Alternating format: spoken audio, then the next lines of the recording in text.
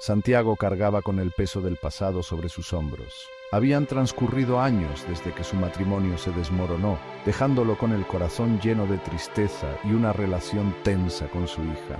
Se había refugiado en el trabajo, buscando consuelo en la rutina. Sin embargo, cada noche, el silencio de su apartamento vacío reflejaba el vacío que sentía en su interior. Anhelaba paz, un destello de esperanza que atravesara la oscuridad que se había apoderado de su vida.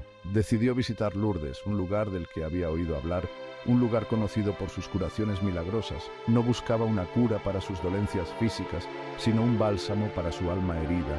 Anhelaba una señal, un susurro de guía, algo que reavivara la luz que se había atenuado en su interior.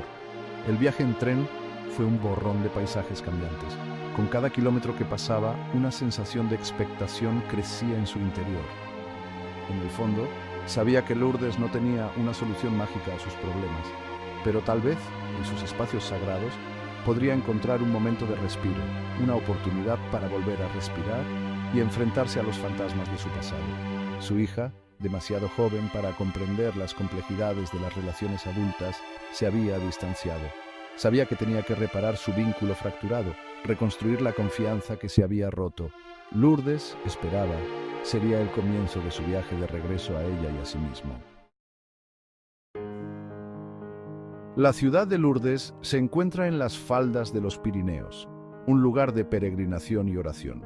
Sus calles empedradas, flanqueadas por tiendas que venden rosarios y velas, emanaban un aire de silenciosa reverencia.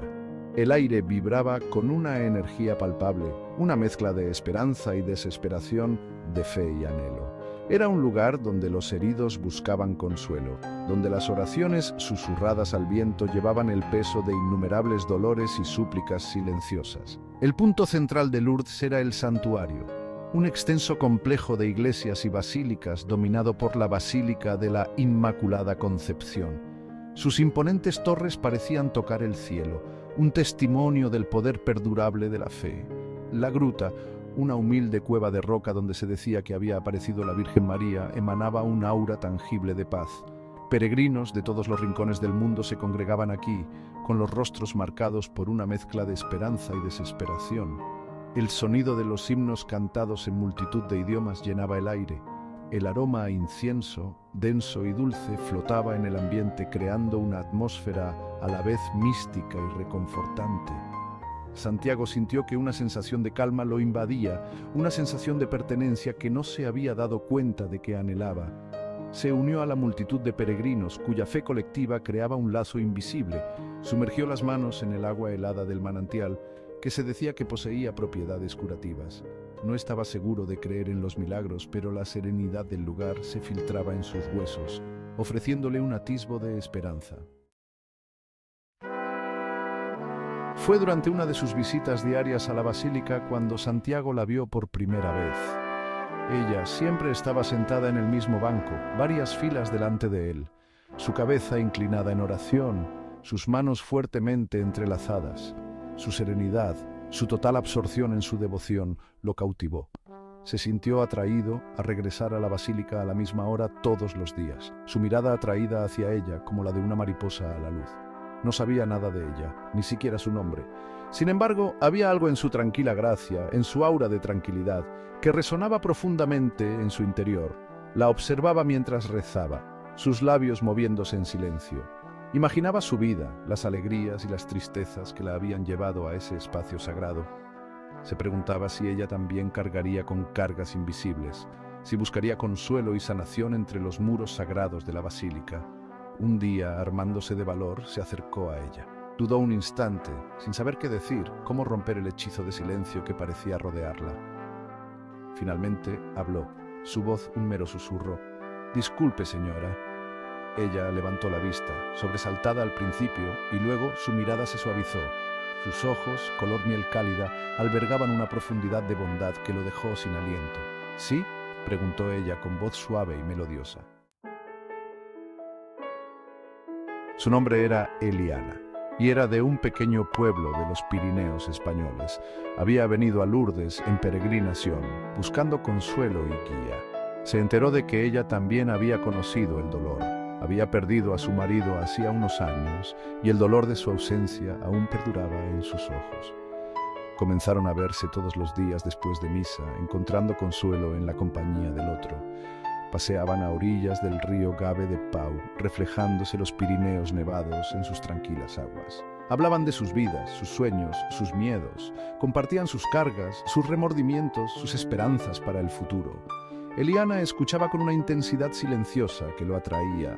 No ofrecía tópicos ni consuelos vacíos, simplemente escuchaba, y su silencio lo decía todo. En su presencia se sentía visto, comprendido, aceptado por el hombre imperfecto que era.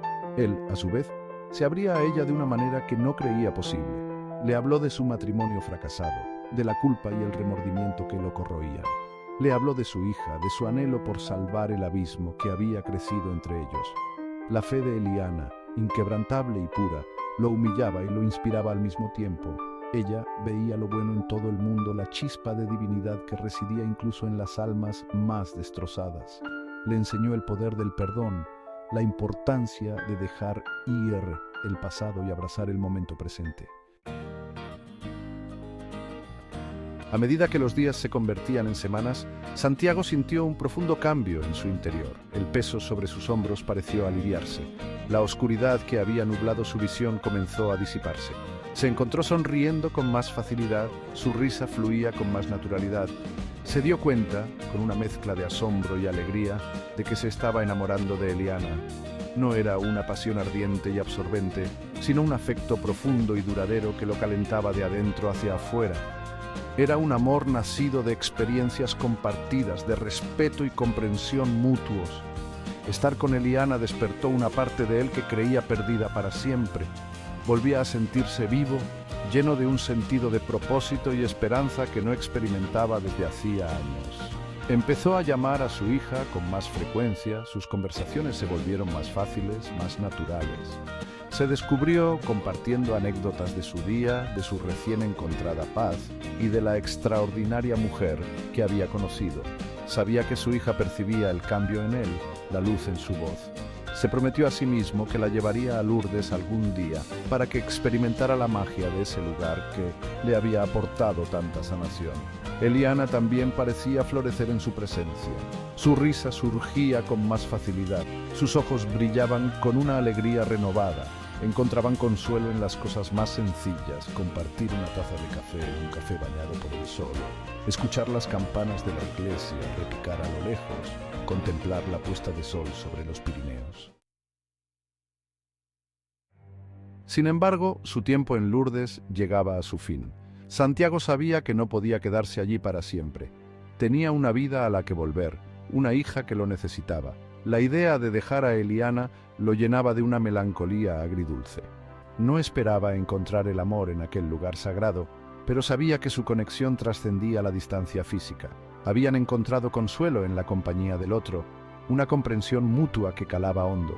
Era hora de que se enfrentara al futuro con una valentía y una esperanza renovadas, llevando consigo el amor de Eliana como un talismán. De pie en el andén, con Eliana a su lado, sintió una punzada de tristeza, pero había una corriente subyacente de optimismo. Su despedida no era un adiós, sino la promesa de seguir conectados, de nutrir el vínculo que había florecido entre ellos. Subió al tren, con el corazón lleno de gratitud por el regalo del amor de Eliana, por la curación que había encontrado en aquel santuario inesperado. Mientras el tren se alejaba de la estación, miró hacia atrás, hacia Eliana, cuya figura se hacía cada vez más pequeña en la distancia. Sabía que Lourdes ocuparía siempre un lugar especial en su corazón, un recordatorio del poder transformador del amor y la fe, y de la fuerza imperecedera del espíritu humano.